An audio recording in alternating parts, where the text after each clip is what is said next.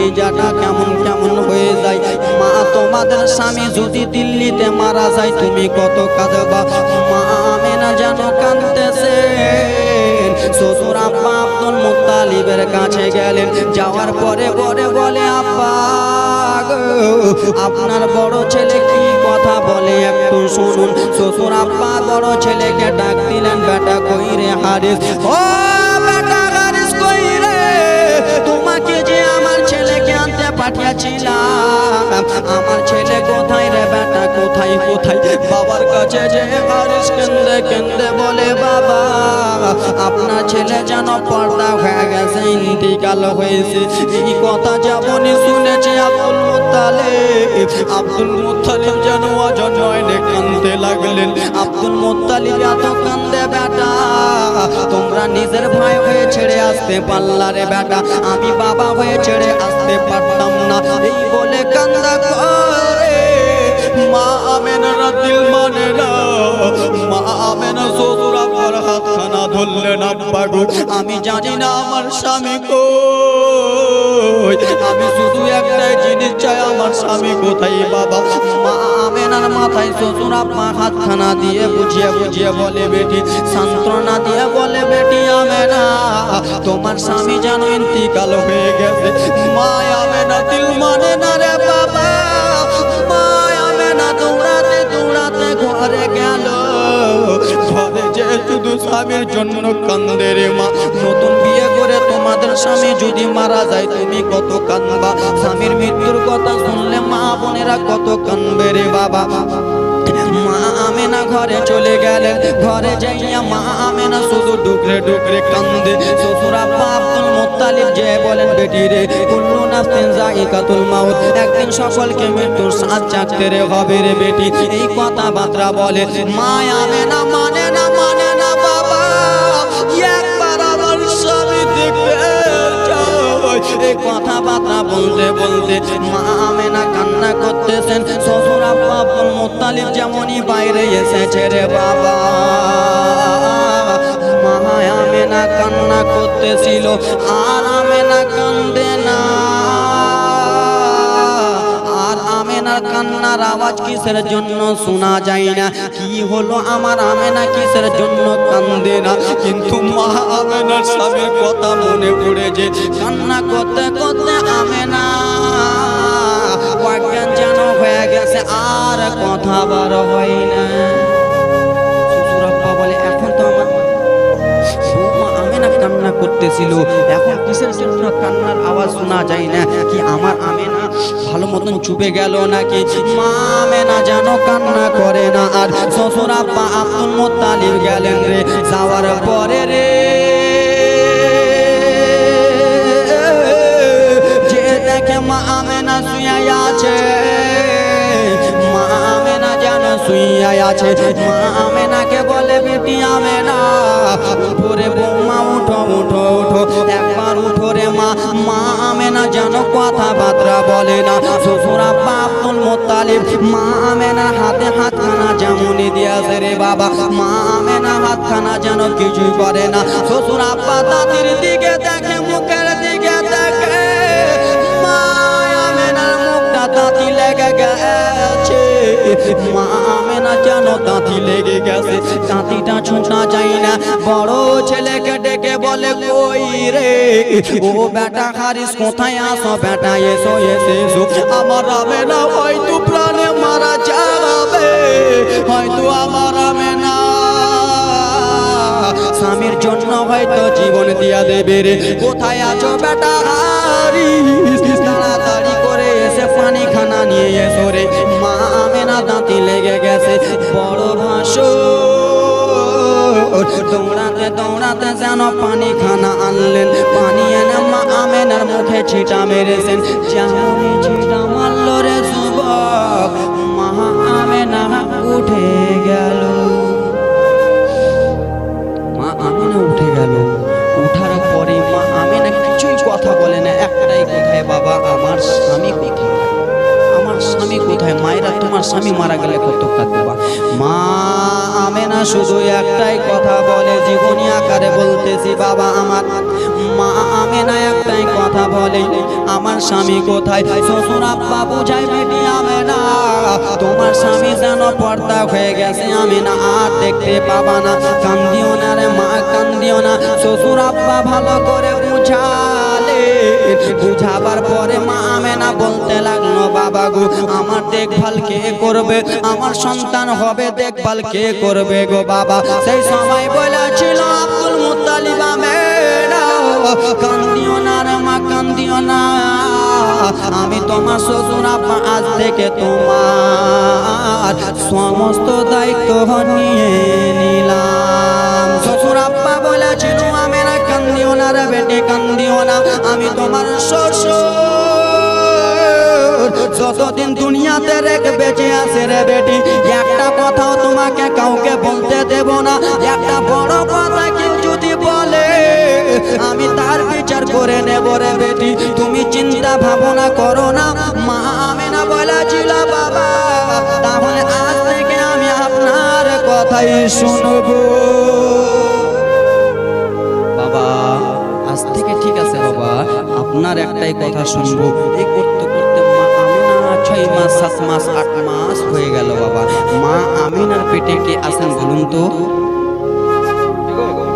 আমাদের হুজুর সাল্লাল্লাহু তাআলা আলাইহি ওয়াসাল্লাম রয়েছেন মা আমেনার পেটে। এই ব্রাদার মুসলমান, আমার নবী কি আর এসে বাবাকে দেখতে পাবে? আমার নবী কিন্তু বাবাকে দেখতে পাবে না। মা আমেনার পেটে আমার নবী, বাবা গিয়েছিলেন মুলকের স্বামী মারা গেল, মা আমেনা আর নিজের স্বামীকে দেখতে পেল না। এবার দেখো ব্রাদার মুসলমান, আমার জীবনী এবার শোনো। মা আমেনা যখন কয়েক মাস হয়ে গেল, মা বোনেরা বাড়িতে থাকলে রান্না বান্নার দরকার হয় কি হয় না?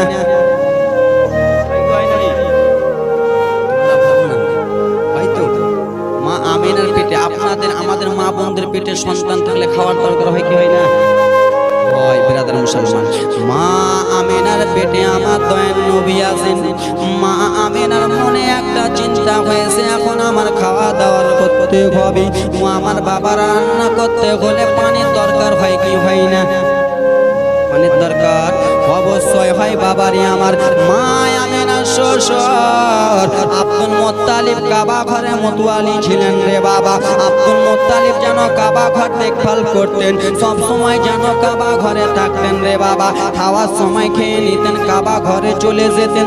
মা আমেনা একাই বাড়িতে। মা আমেনা রান্নার জন্য কিছু পানির দরকার রয়েছে। মা আমেনা সকালে সকাল উঠে রে পানির জন্য বার হবে। তখনকার যুগে বাবা এরকম কল ছিল না, লাইনের মোটর ছিল না। এখন আমাদের কত সুবিধা হয়েছে, যে মোটর টিপছে এরকম টিপছে মোটর এইভাবে টিপছি 40 জন আঘাত হয়েছে, ঠিক না?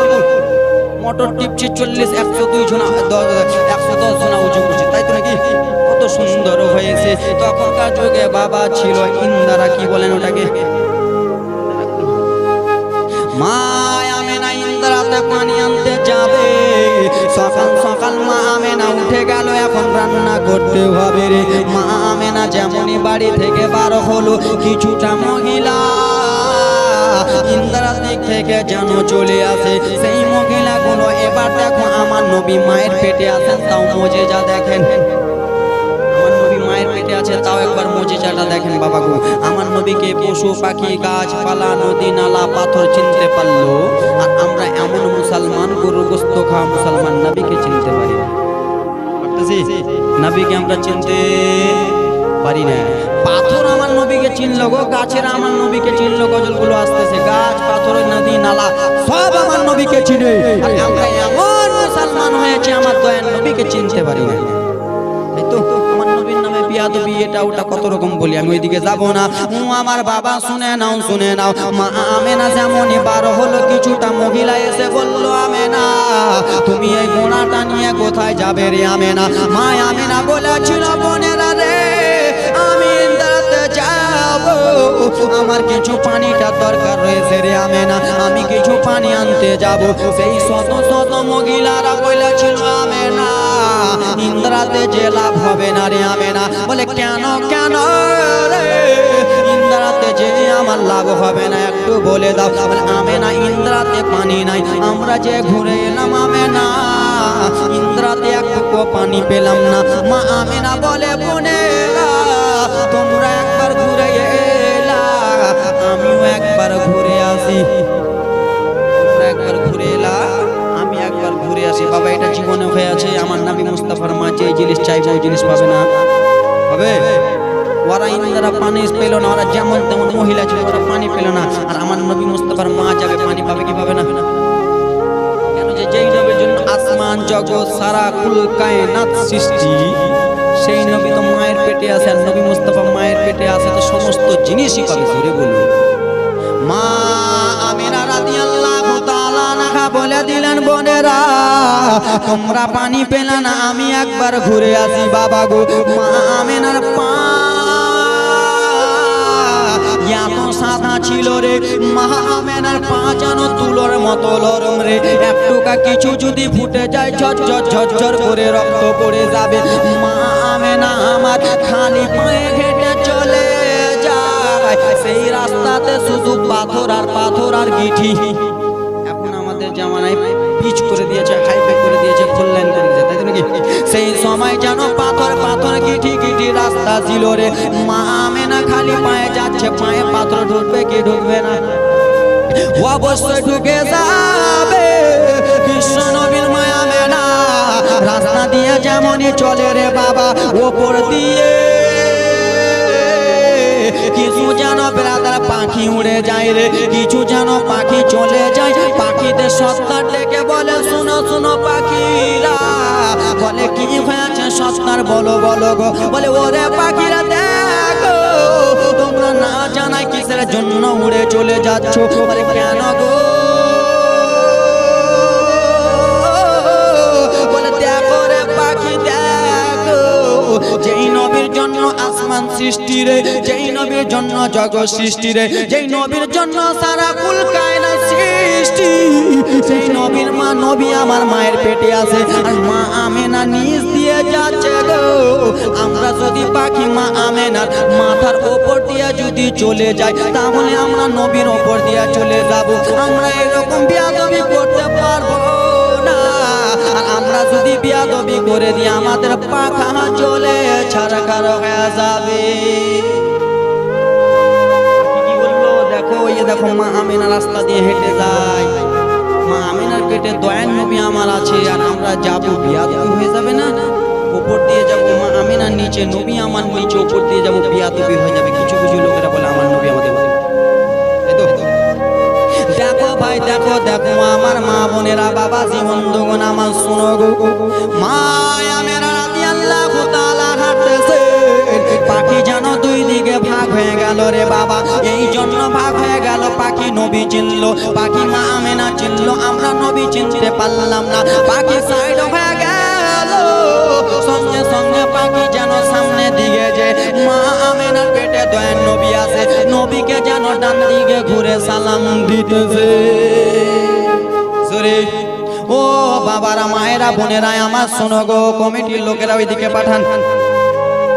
তোমরা চুপ না, তোমরা হাসাতে বলছো নাকি? আমি এমন হাসাবো পেটে ব্যথা উঠিয়ে দেবো, আমি এরকমই, কিন্তু আমি হাসাই না।